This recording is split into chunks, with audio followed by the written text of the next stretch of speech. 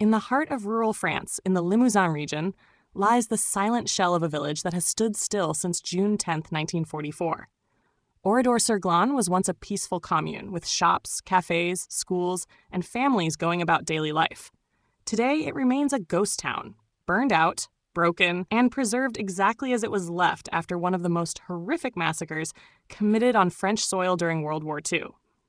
What sets Oradour sur Glane apart from other abandoned places is not nature's reclamation or slow decay.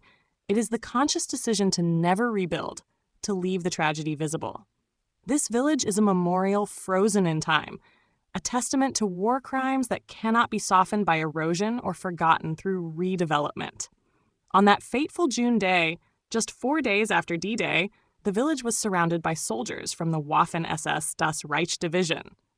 Allegedly in response to resistance activity, though the real motives remain debated, the soldiers herded the village's residents into the town square. The men were separated from the women and children. The men were marched into barns and garages, where they were machine gunned down and then burned. Simultaneously, the women and children were confined in the village church. Explosives were detonated, and when that didn't kill them all, the church was set on fire. Those who tried to escape were gunned down. By evening, 642 people had been murdered. Only a handful survived. The village was then looted and burned, the remnants left as a charred and shattered ruin. After the war, Charles de Gaulle made the decision to preserve the ruins of Oradour sur Glane exactly as they were. A new village was built nearby, but the original was left untouched. Burned-out cars still sit in the streets, rusting bicycles lean against scorched walls, sewing machines rest on crumbled countertops. Time has not moved here. The silence is deafening. The air seems heavy with memory. Walking through Oradour sur Glane today feels like stepping into a nightmare snapshot of history. Street signs still hang above shop doorways.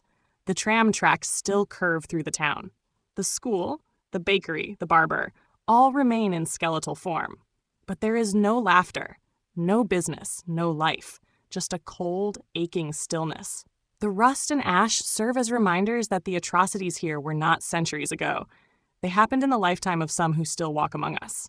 The ruins of the church are perhaps the most emotionally searing. Visitors can still see the charred remnants of the pram where the youngest victim, just a week old, was found after the massacre. It sits there still, beneath what used to be the altar, under the open sky where the roof once stood.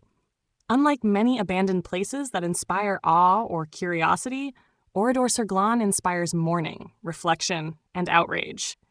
It is not a place where you whisper in fear of ghosts, but in reverence for lives violently taken.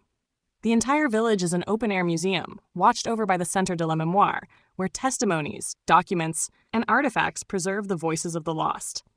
France has many beautiful villages, but none so solemn, so gut-wrenchingly quiet as Oradour sur Glane. This is not a tourist attraction in the usual sense. There are no cafes or trinket shops. You come here not to be entertained, but to be educated, to confront the very real consequences of hate, of war, of unchecked power. The message is as urgent today as it was then. Oradour sur Glane is a powerful warning against forgetting. It is a place that demands your silence, your respect, and your understanding. It reminds us that atrocities are not abstract. They happen to real people, in real places, on ordinary days. When you walk away from Oradour sur Glane, it stays with you. Its broken streets carve into your memory. Its empty shells of homes whisper that peace is fragile. Its scorched earth tells the story of what happens when humanity fails itself. In a world that often moves too fast to pause, Oradour forces us to stop, to look, to remember. And that is its final act of resistance, refusing to let history forget what cruelty left behind.